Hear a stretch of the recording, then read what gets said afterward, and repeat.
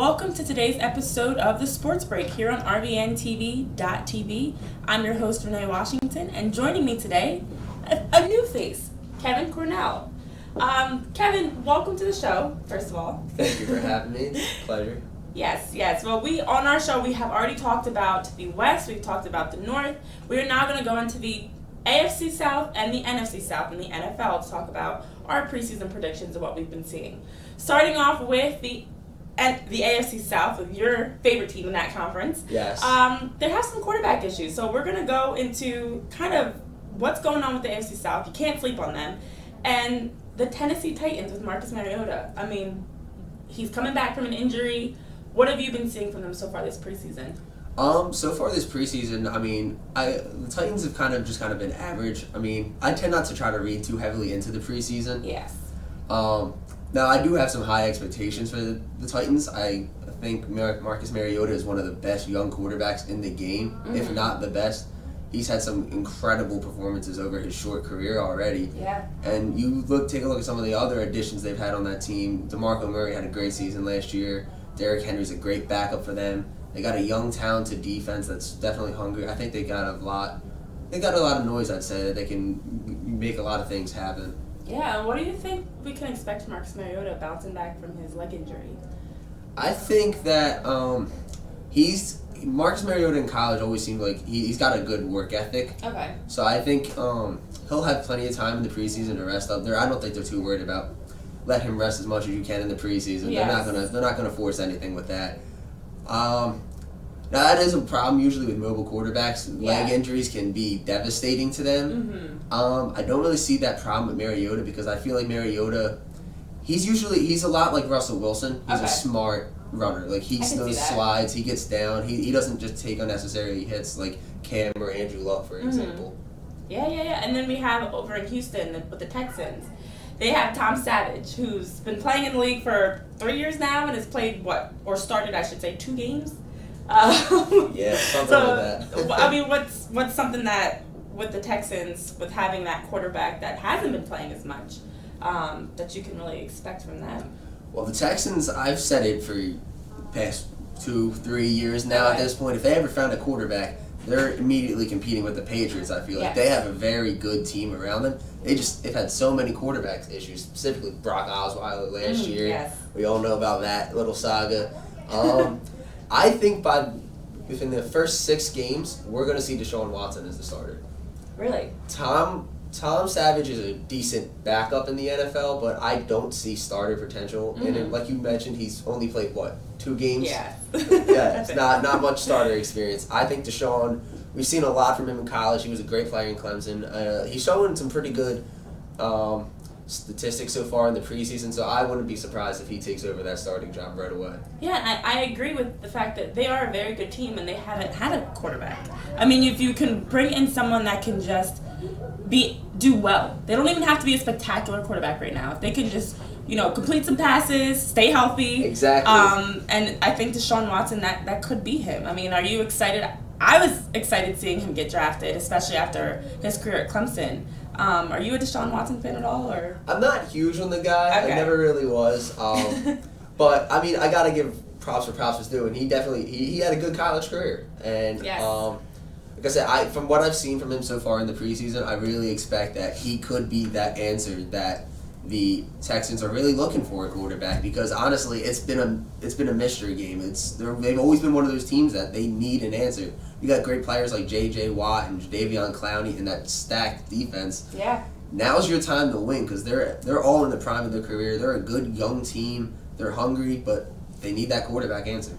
Yeah, so we're seeing a common thread here, which is why I prefaced this with the quarterback issues with this conference. These are teams that have potential, but if their quarterback can stay healthy, if they can get their quarterback to step up, they can be good. So of course, that leads me right to the Jacksonville Jaguars. The king of the quarterback issues, especially right now. Oh man, especially right now. Yes. So Blake Bortles has been throws a lot of interceptions. So if you're a defense, be ready to pick off his passes. Is this maybe his year? I don't know what the answer is here. I mean, I don't know if he can do it. I mean, looking at that team, what other options do you got right now? I mean, you got Bortles and then basically Chad Henne, who we've seen what Chad Henne's done in the past. His time in Miami was probably the best he ever had in his career, and that still wasn't that impressive. Yeah. It sucks because Jacksonville, they're another team that's like the Titans. They're on the up. You got Robinson and Hearns, two fantastic receivers. You just got Leonard Fournette in the draft, who I think is going to be a great running back in the league. Mm-hmm. And you've got a defense that's reminding me of how the Raiders decided to build their defense just a couple years ago. And we're looking at the Raiders as a Super Bowl contender this year. Exactly. Yeah. So, but the Raiders also have a guy named Mr. Carr over there. And they don't have quarterback issues. They have the highest paid player in the league and a very good quarterback in that, as we saw in their preseason game. He's back and ready to go. So, but then they do have a strong defense, and it's tough for a team when you have to rely so heavily on your defense. I mean, they get a stop, offense comes on, they throw the ball away, and now your defense has to come back on again, so they don't even get that time to rest. But for them, they rely heavily on their defense, and I don't know if that's something that in the league you can really be successful with. If your points are generated from your defense having to get stops, interceptions, things like that. Right, and I gotta say, because the Jaguars, they're reminding me a lot like how the Eagles have been for the past couple seasons, up until Carson Wentz. I mean, one thing amazing about the Eagles. One thing amazing about the Eagles the past couple seasons, though, their defense and special teams have scored a lot of points. They've always been the past couple of years. They've been a top 5 defense, I'd say, in the NFL. And I think we see that kind of. Potential at Jacksonville. Yes, I love that because the Eagles are my team. Unfortunately, we don't talk about them until Thursday. But you never know. I mean, if a defense is a huge part of offense, and you hear that in sports across all sports. So, because we just talked about my favorite team, we'll get to your favorite team after this break. Don't go too far. We're going to talk about the Indianapolis Colts when we get right back.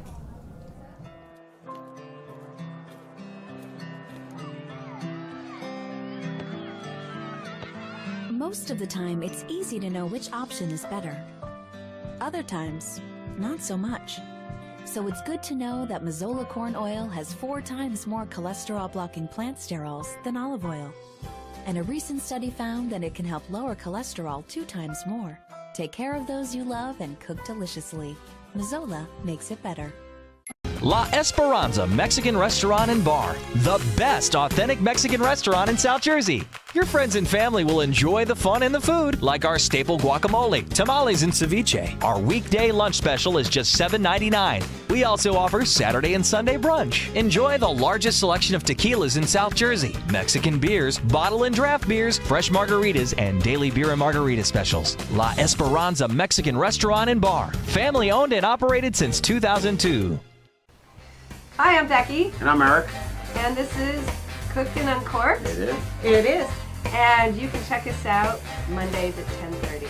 10:30, every Monday. See you there.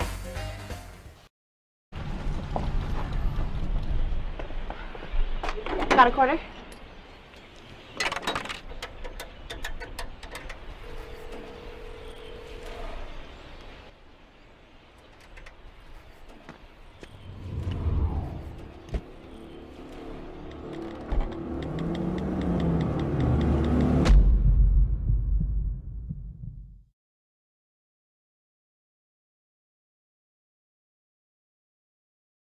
Hi, I'm Jim Cucinotti. I'm inviting you to watch my show on the Halo Health Network on RBN. We cover everything you always wanted to know about health but was afraid to ask. We have interesting guests who can help you how to live healthier, how you can be smarter about your health, how you can help your family live healthier and be healthier. We are on Tuesdays from 9:30 Eastern Time to 10 o'clock. Please come and watch us.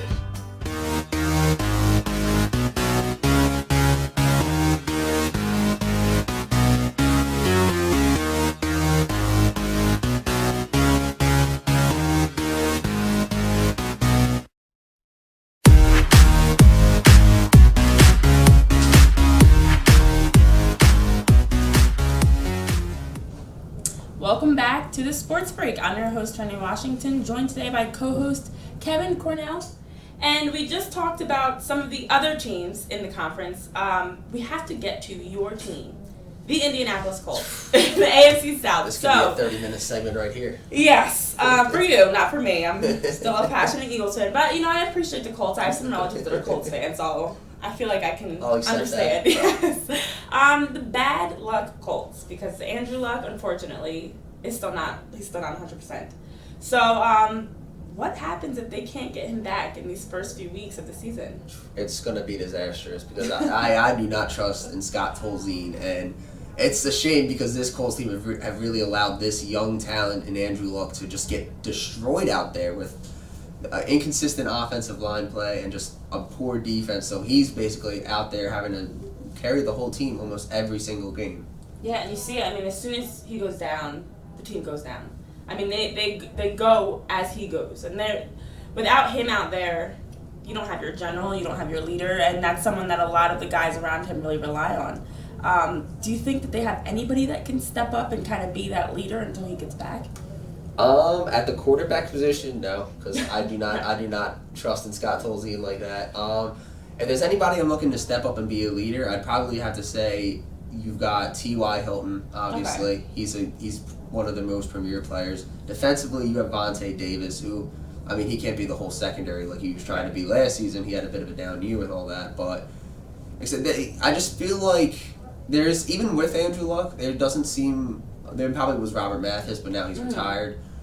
There's probably not too many vocal leaders, I feel like, in that locker room. And I feel like that team really kind of needs somebody like that, like a Richard Sherman type, to kind of rally the troops and just kind of get everybody's mindset focused. It's funny you mention that because I feel like that's a common theme, and that's something that a lot of people may not even realize really separates those top teams, or those teams that are at least competing to win their conference or competing for a playoff spot, versus that other middle group. I won't even talk about the bottom, the Bears, you guys, sorry. That middle group that's at least competing and competitive week after week. They don't have those personalities like a Richard Sherman that can step up and they're on the sideline talking to guys. They're on the field. They're even after games talking to the press and being very vocal about what's going on with their team and what needs to change. And the teams that you don't hear about, those sleeper teams, which a lot of them unfortunately are in the AFC South, are the teams that really seem to struggle with turning that corner. Yeah. I mean, I don't know if that's something that they can ever fix, but for you, what is one team? I know you're a Colts fan, so it's gonna be biased, but putting aside your favorite, who do you think has the best chance of winning this conference?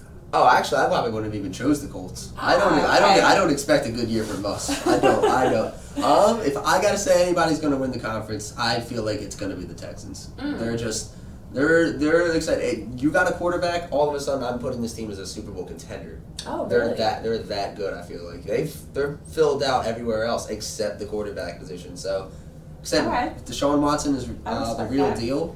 If he's the real deal, then look for this team to really make some noise in this division. Yeah. And you know what? Coming from a Colts fan to not pick the Colts, I'm going to take that with a lot of respect. Yeah, that one was tough for me. That was tough to bite off. All right, so we have to switch gears and talk about a conference that has quarterbacks. They actually do not have quarterback issues at all. In fact, they have quarterbacks that have been MVPs over the last few years. They have teams that made it to the Super Bowl and choked. So switching over to the NFC South, let's start off with the Panthers. Cam Newton, huge fan. I'm a huge fan of Cam Newton. I'm still an Eagles fan, but I like to watch him play. With him stepping up, they're a team that has not, really reached their potential the last 2 years. And they have potential. Do you think this is their year to maybe win the conference? I don't know if they can get by the Falcons, but to win the conference or have a good postseason run, maybe as a wild card? If there's one thing I know about the South, it's a shootout. You never know who's going to come out of it. One team, one year you're like going to the Super Bowl like the Panthers did, and then the next year you just completely fall off out of nowhere. Yeah. And like I say, I really think this division could honestly, it could go almost all four ways. I could give a solid reason why I feel any of the four teams could win it, but I feel like the Panthers are going to be this year's team with it. Except Christian McCaffrey has actually been very impressive in training camps and preseason and all that, and I actually did not expect that one at all. I kind of thought he was going to fall off, them SEC running backs. Yeah, you never know. But yeah, I think we're going to see an improved Cam Newton this year. Like I said, with McCaffrey back there and the running game improved, I think it's going to be a little bit better of an offense. And that defense we all know about. I mean, they're not going to be as elite without Josh Norman. That's obvious. They need that elite corner, but they still got Kuechly, and he's a monster. Right. It's funny you mentioned Christian because I was going to ask about him. In terms of rookies across the league, I mean, is he someone that has the potential to step into the league and be an impact player right away and possibly a Rookie of the Year player?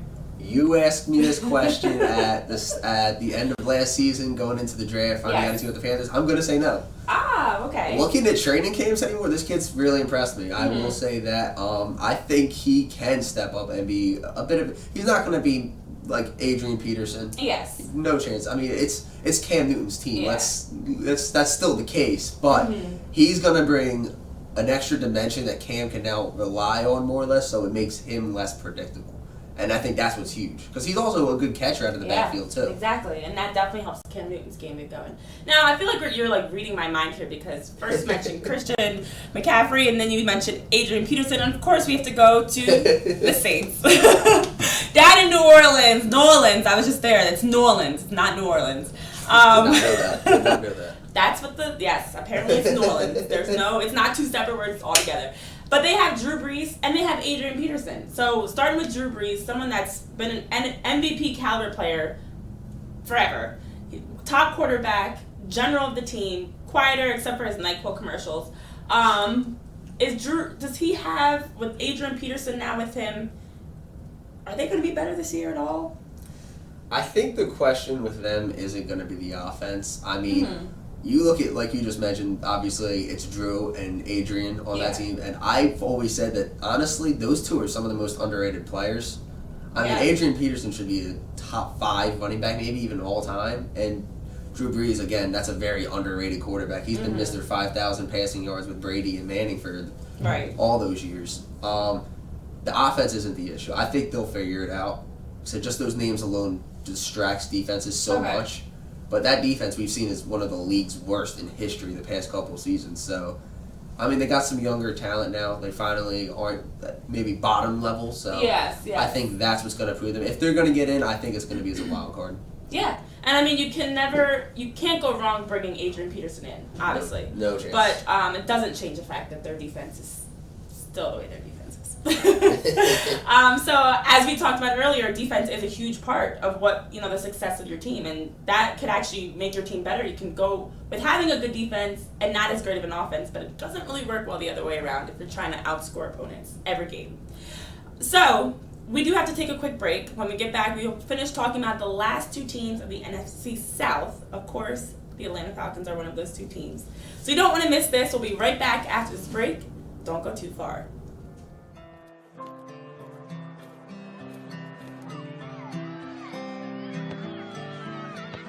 Most of the time, it's easy to know which option is better. Other times, not so much. So it's good to know that Mazola corn oil has 4 times more cholesterol-blocking plant sterols than olive oil.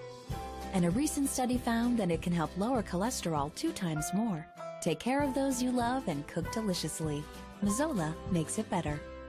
La Esperanza Mexican Restaurant and Bar, the best authentic Mexican restaurant in South Jersey. Your friends and family will enjoy the fun and the food, like our staple guacamole, tamales, and ceviche. Our weekday lunch special is just $7.99. We also offer Saturday and Sunday brunch. Enjoy the largest selection of tequilas in South Jersey, Mexican beers, bottle and draft beers, fresh margaritas, and daily beer and margarita specials. La Esperanza Mexican Restaurant and Bar, family owned and operated since 2002.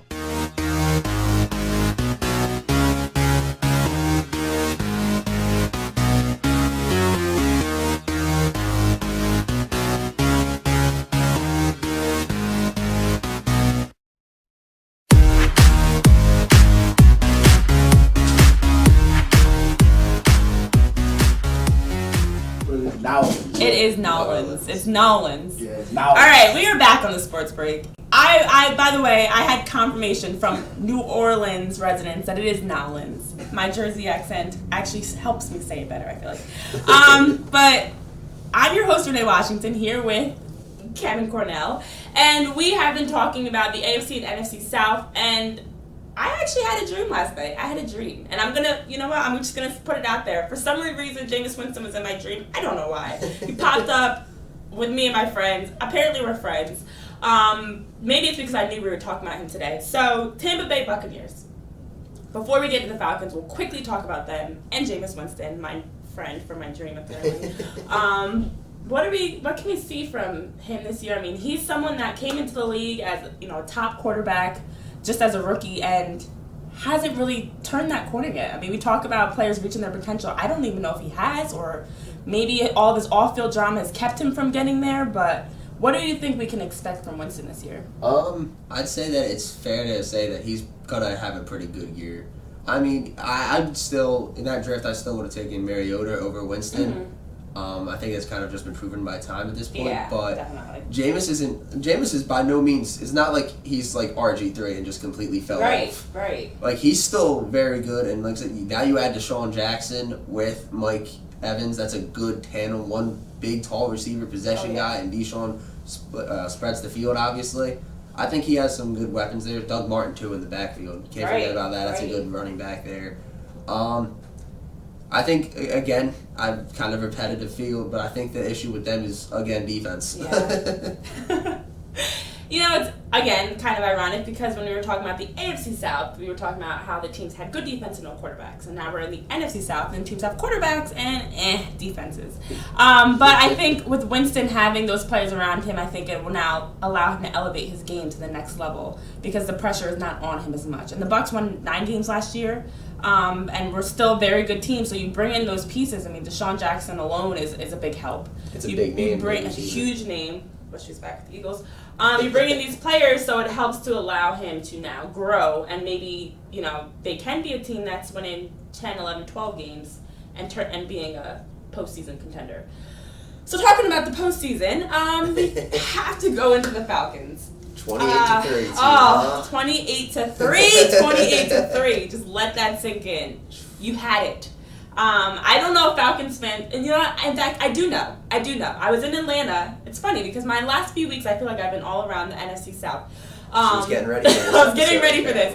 I was in Atlanta at the airport, actually, and talking to, because I talked to everyone, some of the people that were working at the food spots, about how they feel about the Falcons. And Atlanta fans don't even want to talk about it. The Patriots don't want to hear about the Falcons. They're still not over it.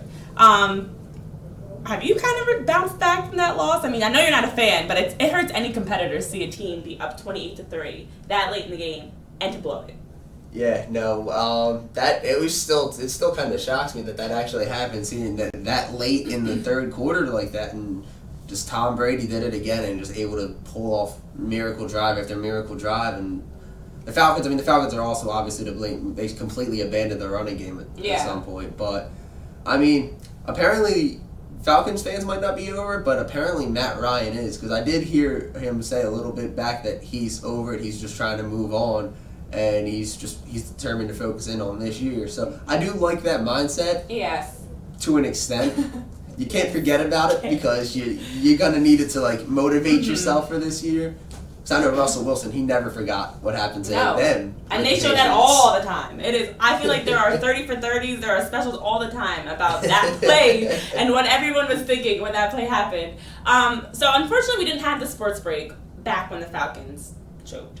Or I won't say choked, because you know what, they started out well, they just kind of fell off as the game went on. In your opinion, we're going to just step away from preseason. In your opinion, which is worse? The Falcons' loss, the Cavs coming back from a 3-1 deficit, or the Cubs? I mean, it's the same thing in the World Series when they won. I could have a good reason for any one of those three. Okay.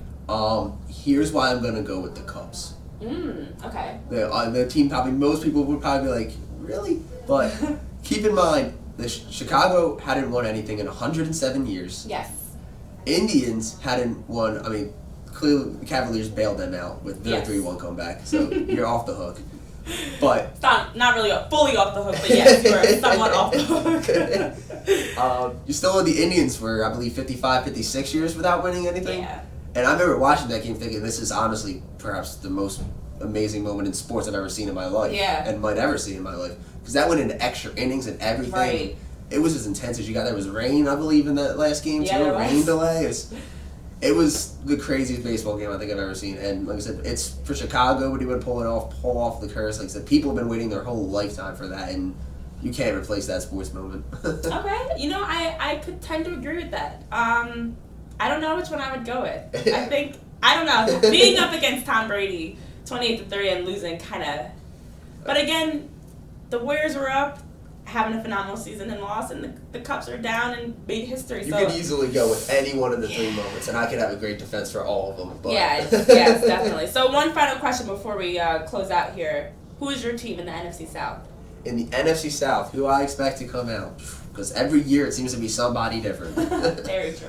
I'm going to think that this year it's going to be the Panthers. I think the Panthers have a bit of an unpredictable factor to them this year. Okay. And as we've seen in the past, Super Bowl losers, that second season afterwards, there tends to be a bit of a wear and tear. And I think that gives the Panthers a little bit enough of an opportunity. I think we'll see old Cam Newton back in his MVP form. Mm-hmm. I expect them to take it. But then again, I expect also probably the Falcons to grab a wild card. So we'll see them probably meeting each other in the postseason. Yeah, I think the NFC South is a good battle between those four teams. And I think compared to other divisions, they at least have 4 teams that can win 9 games or more. And 4 teams that have strong quarterbacks that are exciting to watch, that can compete game in and game out. It's just a matter of, whose quarterback steps up for more games. And for me, I think the Falcons and the Panthers will at least get a wild card spot or win the division between the two of them. So I'm excited for the NFC South, unlike the AFC South. I could care less. Sorry for Colts fans. It's going to be a bad year for us. All right. Thank you for joining us on the Sports Break. We've talked about the South, the West, the North. So Thursday, of course, we have to talk about our team, the Eagles, and everybody else. But more importantly, the Eagles with the AFC and NFC East. So be sure to tune in 9 a.m. Thursday and Friday. Tune in for our special guest. Also follow us on rvntv.tv for more episodes. I'm your host, Renee Washington, here with Kevin Cornell. Thanks for watching, and we'll see you on Thursday.